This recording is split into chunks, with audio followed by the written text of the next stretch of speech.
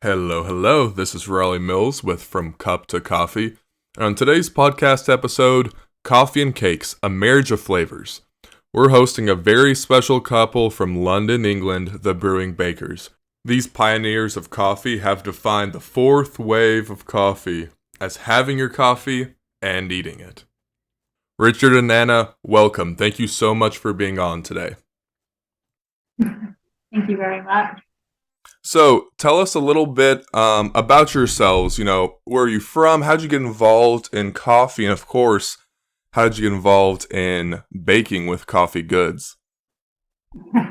So I'm Anna, and we're a married couple. I'm actually Portuguese, so I have grown up with espresso, or lots of Portuguese people are going to hate me. Learned espresso. That is the coffee that I've grown up with. So I am not London born, but I am London bred. I've grown up in London my whole life, and I absolutely love London. And baking is such a passion of ours. Something that I grew up doing a lot of. I'm from quite a big family. And, food is how we share everything. So there was always baking every weekend, and it's something that Richard and I do a lot of. And I think because coffee became such a passion for Richard, it was like two hobbies that merged to become one. Right, yeah. I think that's a good description. So like probably, you're going through a PhD right now, right? You may find this amusing here. I did my whole PhD without drinking coffee. I didn't start drinking coffee until after my PhD. Well, okay, yeah, I have some concerns and comments about that, but that's very impressive. Yeah, and like Alice said, we met at university actually at Imperial College. I was studying physics and studying biology, and I think that's kind of given us part of what we love about getting into baking and coffee is that it's a way to deep dive into research, to learn something new, to experiment, and to try something different. And I was introduced to coffee really through Anna's family, the very kind of burnt style espresso. Yes, and Anna and her instant coffees. But then I realized there's this other world out there. And it just got a hold of me, and it's a way to get more gadgets for the kitchen, and it's a way to explore more flavors. And honestly, I love it. Like, there's just so much to explore. And we were at home one day baking, and then we're like, well, there's all this flavor in coffee, and no one seems to be using it for anything but drinking the coffee, right? Like, and out there are these bakeries that are really highly specialist in London, and they're being supplied by super nice specialty coffee companies. And the same goes the other way around, right? These specialty coffee companies, they're selling pastries in their shops from all these bakeries, but they're not doing anything together. Mm-hmm. And like, we were just like, well, there's a gap here, and we like the flavors, so why not try something with it? Right. That's a great point. Yeah, and that's something that I've always been interested in, just kind of how, like food and coffee go together. But I loved what you talked about experimenting, seeing baking as experimenting, because that's really all it is when you think about it. You try this, this ratio didn't work, let's tweak the recipe and go at it again until you hit that, until you're satisfied. That's really cool. And before we get into, of course, we'll talk today about the nitty gritty and, all about your baking, but I want to ask, is there anything that you're drinking this morning, a coffee? I know it's technically not super morning for you all, but on this side, we're having a cold brew made from bourbon barrel aged beans from actually the Starbucks roastery they have in Seattle, Washington. So if you ever get a chance to go there, it is fantastically cool. Very nice. We'll have to try and get a conference over there. That's the best way to get to the States for me. Free flights then, right? But this morning, we've had two drinks actually. We're on our second coffee. Third for Anna, apparently. Yeah. So I did my morning ritual, which was get up, get ready for work, and then prep a Chemex for the both of us. And we had something from Square Mile. I think they're Costa Rican beans. Very nice, nutty, a little bit of kind of red apple flavors. And actually, we recently baked with it. The post will be coming up at some point soon. So I've got that to look forward to. And then the second one we had, I don't know if Anna wants to talk a bit about it. No, apparently not. It's something we picked up a little while ago. We went to, I don't know how you pronounce the name. It's H-E-J. So probably hay, like hedge hay, but I imagine. We went to their roastery and did a little roasting experience for the day, which was fantastic. And obviously we took some beans home. And this one's a Ugandan. And actually it's only our second batch of cold brew made this year. And it is phenomenal, actually. Like, we had it warm yesterday, had it cold today. It's really nuanced. It's got a lovely acidic end to it. It's nice and fruity, and it works really well cold. Great. That's great to hear. I love hearing about these, not just giant roasteries, that you hear and sending coffee all over the world, but these local roasteries as well. I found that oftentimes you can find the most, the bean with the most detail and the most attention given at these local roasteries. And that's where you get these flavor profiles that you're like, wow, like this is knock your socks off good. That's great to hear. It sounds like the cold brew gang this morning. But so I guess my first question for you all, and kind of to segue into the discussion about your baking, you kind of talked about, Richard, your love for, baking kind of coming from and segueing from experimentation in your PhD. So does that really where these inspirations come for these recipes that you all put together? Is it kind of just something you see somewhere and say, you know what, we can do that, but let's add some coffee in there? Or, where does that inspiration really come from? So I think it comes from like a range of places. Mm-hmm. I'd say that, well, one of the first things we do is when we get a new coffee, we always do the dive in for getting a bean and chewing on it. So that's something we really love doing. And then we'll make a coffee. We'll think about what flavors are coming out, and that really brings out thoughts of it brings up ingredients, and those ingredients just naturally bring in recipes to mind. So say with finding something particularly buttery, we might think, we might be more thinking with pastry and how we might to have a pastry, pass on or something like that. And we think about the ingredients and also what we're feeling like eating and what we're feeling like baking. Yeah, and I just say, just to like jump in and say something, like we've a lot of our baking got spurred on by Anna one year, who was like, right, we need to bake our way through. We have a shelf, many shelves full of recipes, but also textbooks on baking and like, culinary institute books that have all the kind of standard recipes. And so we spent some time being like, right, we need to bake twice a week.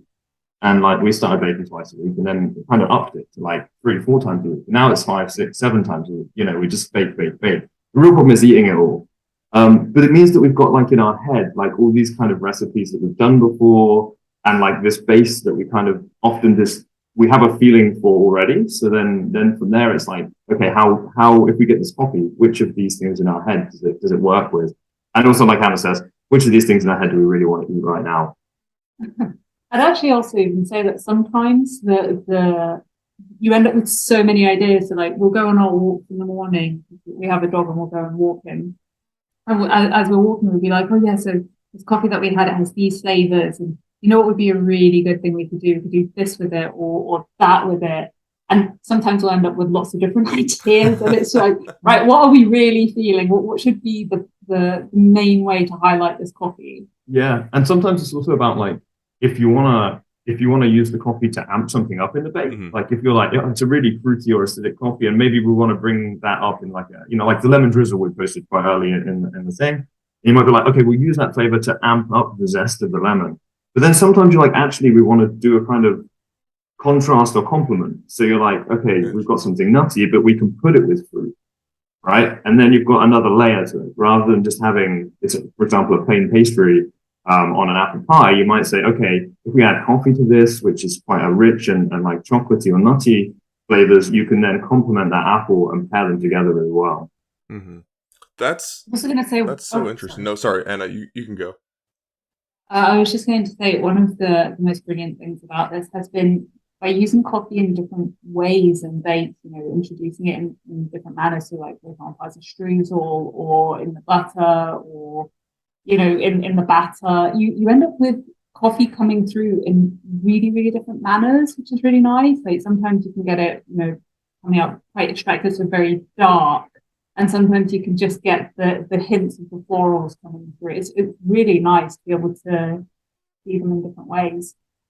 Interesting. Yeah, that's really interesting to me because when I think, when we make our coffee in the morning, depending, of course, on what bean you use, you're going to have a completely different flavor to your brew, but also depending on the method that you use, right? Is it a pour over? Is it a cold brew? And I guess that begs the question: coffee bean and its origin when you're baking must play a large role, right? Because you talked about, you're bringing out a little bit of this flavor or a lot of this flavor, contrasting here and there. So would you have, I guess this is maybe an oddly specific question, do you have maybe a favorite bean that you like to cook and bake with? Or is it kind of whichever recipe comes up, you decide which bean to go with at that time? So I was actually going to say so Richard really likes trying lots of different things. He is a firm believer in experiencing everything out there possible. So he tries to avoid drinking the same beer multiple times or even, and that also translates into beans. So we tend to buy lots of different types of beans and we tend to make recipes with different beans. If you want to I mean, we also we kind of have our favorite roasters sometimes, but often like it will be like we'll pop into a coffee shop, like visiting, and we'll see something on the shelf and be like, flavor note of like banana. That's interesting. Wonder what we can do with that. And then we'll take it home and be like, okay, try it. Do we agree? Does it taste like banana? Do we think that'll work? Or is there something else we're feeling out of it? And so that quite often happens when we get these. I mean, as a coffee drinker, I know Anna likes naturals. She likes that kind of funky flavor, something a bit more out there and wild. I also think I have a preference for naturals too. And I think that comes from my beer drinking preferences, which are on the kind of sour side of things. I like a wild beer, something sour, or something really sweet and like super stout, like dark, But then like the thing is like the washed ones with a kind of more subtle clean palates can really produce something nice in a bake because they have those subtle flavors that when you're eating it, you don't always think, oh, this is coffee in the bake. You just think, oh, there's a bit of a note of something kind of different here or tropical or whatever. So we've given stuff to say family or friends and they wouldn't immediately have gone, oh, this has coffee in it. They eat it and they're like, oh, this is an interesting flavor. I get the zest of this and I get this. And you're like, yeah, and this comes from coffee. That's so cool. Yeah, I guess when you think about it at the end of the day, you're really just highlighting those flavors that the coffee beans actually have. Wow, that's super interesting. And you kind of mentioned your preference for natural. So I guess you typically use natural beans when baking. Have you ever tried with, let's say, washed? And do you see a difference maybe in the taste between the two? I'm trying to think. I'm thinking of baking as a brewing method, so to speak, bringing out the flavors of the coffee in a different way. Does that kind of show a difference in natural versus washed when baking, like similar to what you just expect in a pour over, or how does that work out? Well, something we haven't done yet, and I think this is from an experimental point of view, we need to do is take one recipe and take like 3 different beans, different process, potentially same origin, so they're at least similar, and see what they come out like. We haven't done that yet. We've used some washed. We used a honey process actually recently in a bake. I don't think we've posted it yet. I think it's on our to post list. And it had honey flavors as well anyway in it, and it was quite subtle. But we used it to mix with some dried fruit. And that did actually bring this kind of honey sweetness to it. It was really nice. But like Anna said, it really depends on how you're using it as well. Like, so if you put coffee in a bread dough, enriched bread doughs, they bake at 90 degrees. So 190 Fahrenheit, right? Which means that the coffee, it's still only reaching the temperatures it would when you're putting the water on it if you're brewing, that kind of ideal 94 degree C range. But if you put it in like a streusel and it's on top of something, it's really exposed to the heat. So we find that if we do that, you bring out a lot of the richer flavors, the darker flavors. It's almost like it's being roasted a bit more. And so it's really interesting to see how those two things change it as well. And like, for example, if it's left in, say, butter, and the flavors that you get from the oils there, from the fat and how that carries it, it's amazing because I do think, yeah, having the same beans is the other thing that we want to do. Using the same beans in different types of bakes and in different ways to see how the coffee flavor changes in those different bakes. Yeah, I mean, we're really just exploring at the moment. And I have to say, there's one thing, Anna's saying butter has, I have to say this, and it's something you need to do. Like, we tried this in a recipe, and oh my God, the smell in the kitchen is insane. So, brown butter in a pan. So, get butter, put it in the pan and brown it. So, you get that nice nuttiness. Take a tablespoon of fine ground coffee. As soon as the butter's browned, take it off the heat, dunk in the coffee, and stir. And man, that whack of the aroma that comes straight out of that coffee is insane. Wow. It's so good. I may have to be a little late to work this morning. That sounds pretty good. I'm not gonna lie. Wow. That's super interesting. That's so cool. I guess you mentioned this too, kind of like the bean is almost doing a little mini roast as you're cooking it. Do you start typically with light and medium roast, or have you tried starting with dark roast as well? I was wondering, does dark roast usually bring out a little bit more of a bitter flavor in those baked goods? Like, I just didn't know if roast profile and roast degree is something that you take into consideration when making these baked goods too. I think that's super interesting. So we do. We often for the darker roast we tend to go for more kind of like more the chocolatey, nuttier type recipes. So we'll tend to find just a lot of the flavor profiles of the darker roast tend to be the nuttier and chocolatier ones, and they'll let us think more of recipes that might be more like brownies or might be heavy on the nuts or yeah, and so that's what we'll tend to use them in. The lighter ones we'll tend to think of more, what are the main flavors that we could really use to complement these? Well, what are the floral ones? What are the light fruits? Maybe citrusy fruits, things like that. So I think it's more the bean roast profile might then lead us to what types of ingredients we might want to showcase to highlight those flavors. Yeah. And also, for example, like if you take something really dark roasted, you could imagine that you might be, okay, it's really dark roasted, but if we take like chocolate ganache, you can pair that well with a sharp fruit. In the same way that in a coffee, you can have those sharp acidic flavors with a dark, rich finish, which is quite good. But like to the lighter ones, sometimes you can push them a bit harder because, for example, they haven't got that really dark roast to them yet. And actually, you'll get interesting flavors out of them sometimes when you do push them harder, things you don't necessarily expect, things that weren't in the original profile because you're pushing them a little bit further. Right.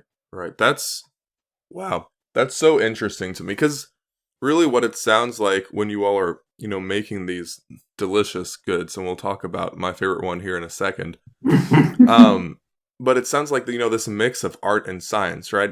Richard, spoken like a true PhD right there, talking about, trying 3 different methods, 3 different coffee beans. But at the same time, you really are, you're going on these walks and coming up with, well, this coffee tasted like this. How does it pair well with this?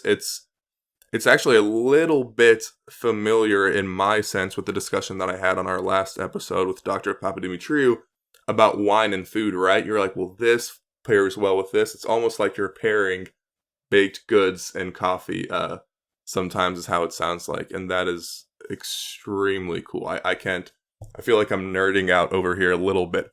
But thanks so much for that discussion. That was really interesting. I think I want to kind of segue and ask you just, what are some of your favorite things and recipes you've made so far? So I will say, since I've discovered your Instagram, I have attempted the vegan strawberry lavender, is it the babka? Yeah, the jam coffee babka. And I can't say that it looked like it did in the picture. No way. But, I mean, it was just having that coffee and strawberry flavor made me almost want to sprinkle a little coffee grounds on like my jam and toast in the mornings too. I never really, it's like one of those things that you never really think would go well together until you actually taste it and you're like, wow, this is pretty good. But yeah, could you share with us a little bit about what are some of the favorite things you've made so far? I mean, really, if you say all of them, I'm not going to blame you because your Instagram looks absolutely lovely.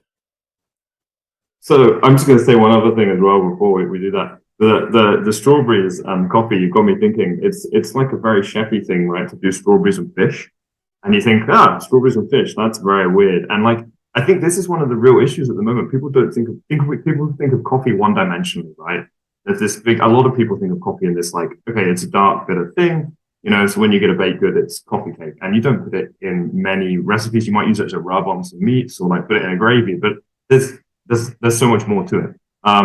Yeah, so for me, my favorite recipe, and this is just because I love kind of sweet bread doughs, is the raspberry and almond like buns that we made with like a pot roasting coffee. It was really jammy coffee. And I really like putting that into the kind of like frangipane and like the almond. It really brings out that like, it really made the jam jammier, and it really helped raise the kind of nutty profile of it. It was fantastic. Like for me, those were great. I devoured them in like 2 seconds. I would say that probably my favorite was the lime drizzle cake. Oh my god, I loved that. That had such a zingy bite from the lime, and then that paired so beautifully with that intense coffee. Oh, yeah, that was with the Ciabatta from 200 Degrees. Like that was a really good coffee. And then the brownies. Oh my god. I think we'll be making some brownies again soon. But well, we actually will. We got a delivery this morning. We were worried it was going to come during this, but we're from a roastery here, Old Spike. We bought a new dripper because I've been wanting. Do you know the Aurea V3? So we just got one of those. Super excited to use that this afternoon. Great. And some decaf beans from Old Spike. So yeah, awesome. Yeah.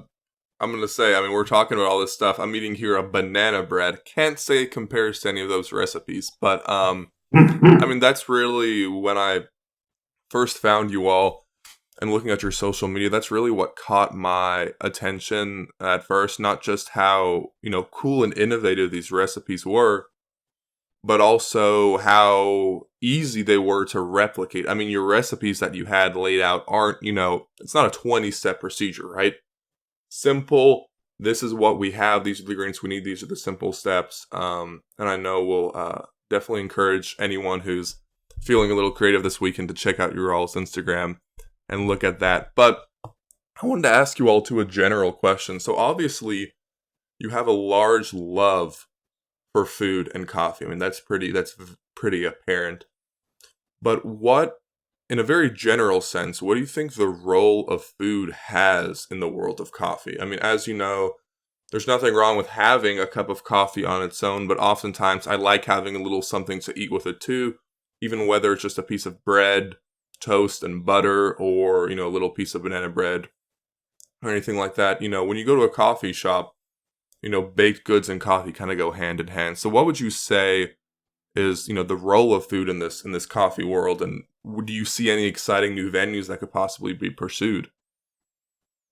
So I really think that for coffee, I think, and food, I think what you want to do is you want to make each of them shine. You want to use food to make the coffee really shine, and you want to use coffee to make the food really shine. You want to highlight those flavors, complement them in the same way that you'd use wine. You'd pair it with a meal, to really enhance the experience that you're having when you're having that meal. I think you can get the same thing with coffee, and not just with baked goods. I think baked goods for us is just because we have insanely sweet teeth. Like we love all things baked, and we just love baking. I think there is definitely a space there for bringing coffee into food, in the same way that a lot of it's been done with chocolate. So you often get chocolate now, with gravies, with like meats and things like that. I think there is this possibility of doing that with coffee, and it should be done because I think there is just such a wide range of flavors out there, and there's such potential for using it to highlight. Yeah, and like if I could just jump in, like I was saying, like if you use beer in food, for example, or wine in food, you don't just go, any wine will do for this food. You think about the wine that's going to go in if you're cooking, right? With dark meats, you cook with red wine, for example. And same like with beers, you might use a light beer to get certain flavors, darker beers to get other flavors. And like, why is no one doing this with coffee, right? Like, there's a whole world of different coffees out there. And so we have a show here in the UK called the Great British Menu. And basically, it's a bunch of super fancy chefs, Michelin star, etc. And they have this competition to make a banquet at the end. And they're always using fantastic local ingredients and all of these things. Next year, I want to see them using coffee. That's what I want to see. I want to see someone being like, right, here's your coffee with this. And also, I want to see people pairing coffees with things. You go to a restaurant and they're like, oh, you're having a dessert. Let's pair your coffee specifically. We've got this selection rather than just offering you one. Here's what will go well with these. And whilst I'd love it if it was our thing, to start somewhere that bakes with coffee. I want to see these coffee shops putting their coffees in baked goods, and the bakeries, when they're supplied by the coffee people, being like, oh, can we have these so we can make a specific baked good that's like in collaboration with you guys, pairing the flavors, and here it is. I love that. Yeah.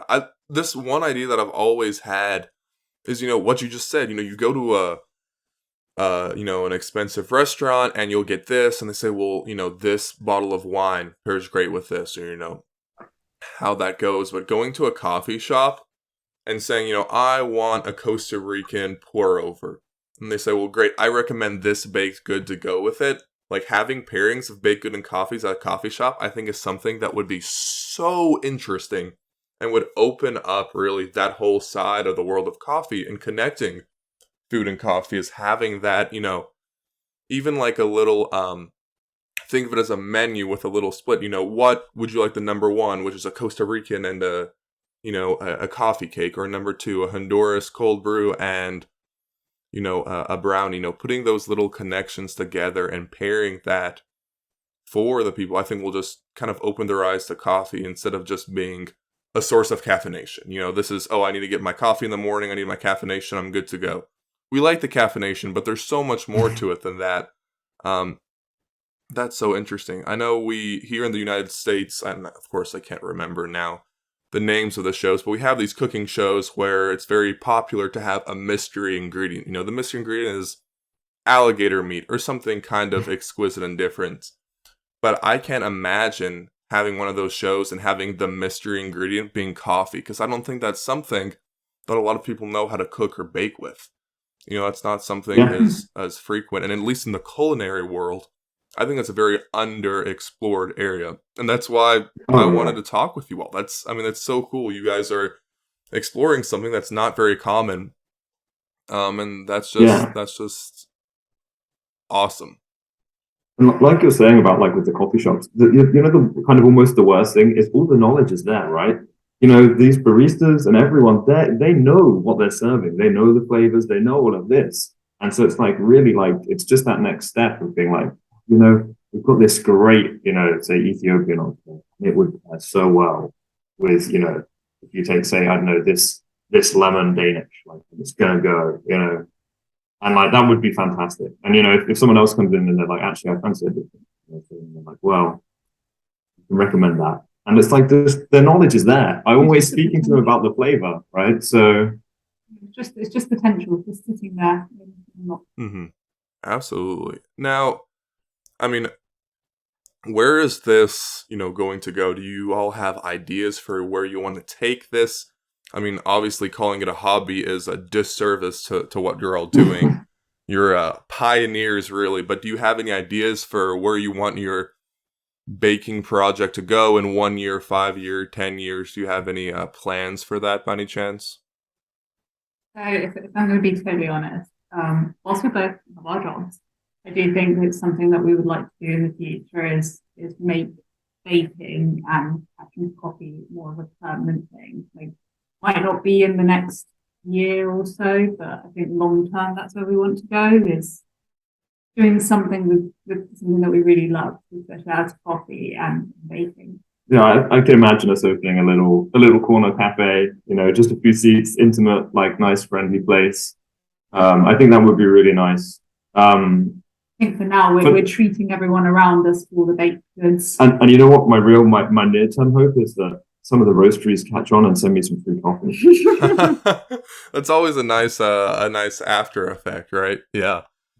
Well, That's awesome. I kind of wish I was in London now, because I know if I opened a coffee shop, I would love to have you all do pairings and stuff for, baked goods and our brews. And I completely agree. The knowledge is in, this specialty coffee baristas and coffee shops, and it's really up to us and everyone to, help educate in a very, helpful and mild way. What are these pairings? What can we do? And that's exciting. Now, you mentioned, opening a little corner coffee shop. Actually, our first episode had about 30% of viewers were from the United Kingdom. So, do you have any, suggestions of coffee shops or coffee beans to check out in your area or in the London area in general that you may particularly like? I've got so many shout outs. But no, one fantastic one that is not like associated with a big roastery or anything like that is a place called Alex Coffee in Fitzrovia. It's one guy, owner run, fantastic, tiny little place, and he is so passionate. And you can tell, right? Everything's made with care, and it's beautiful. But for roasters, London is just full of them. One of the ones that's local to my work is Origin Coffee Shop at the British Library. They're a roaster, and they're always fantastic and always lovely staff there. Anna says Old Spike. Yeah, Old Spike's great. They're a social enterprise. They're trying to reduce homelessness. They have a zero carbon, zero plastic shop in central London in Piccadilly Circus. Again, absolutely beautiful coffees. Yeah, I was just thinking of there's actually loads in our work. I mean, there's loads in London. I think in London you're very, very much spoiled for choice. Exactly. And actually, shout out to abroad in Porto, in Portugal. One of our absolute favorite coffee places is called 7G Coffee Roasters, and they were probably one of the earlier places that really got us hooked, I have to say. And they do a great coffee tasting there, or they used to. I don't know if they still do. I think they still do. Where you get tea made with the kashkara, the coffee skins, and then you get a pour over and an espresso, and then a milk-based espresso drink. It's a tasting. Yeah, it's fantastic. You're a bit caffeinated afterwards. But, yeah, I was gonna say you're probably bouncing off the walls after that. So they make? Did you say they make a tea with the outside kind of that coffee that comes off? Yeah. Mm-hmm. Yeah. Interesting. It's an interesting experience. Really interesting. And they're just lovely, so lovely. Well, great. Thanks to, you said 7G. Thanks to them for getting you all really into coffee. I mean, thankful to us, of course. But I guess kind of any, closing statements as we wrap up. Are there any resources? I know we talked about social media, for those listening today at home who kind of want to learn more about your baked goods and even try, as I maybe unsuccessfully did, make one or two of those recipes at home. Would you mind sharing a couple of those resources or your Instagram with us? So our Instagram is the Brewing Bakers. And we've got all of our information on there. So, and also if anyone has any questions and they want to DM us, we'll respond. Happy to respond. We also go and visit coffee shops and put suggestions, recommendations as well. Yeah, we don't have anything else at the moment. Maybe there'll be a website in the future, but all our recipes are on Instagram anyway, so it's nice and easy to find. And if anyone just wants to ping us, they're like, I'm thinking of putting coffee in this. Happy to have a chat with them, even if we've not done it. All right. Well, Richard, Anna, thank you so much for being on the episode today. And yeah, definitely go check out the Brewing Bakers. I mean, let's see how close we can get to that vegan strawberry babka without burning down the kitchen, right, folks? All right. Brilliant. Thanks for having us. Yes, thank you so much. Thank you all so much, and you all have a great day.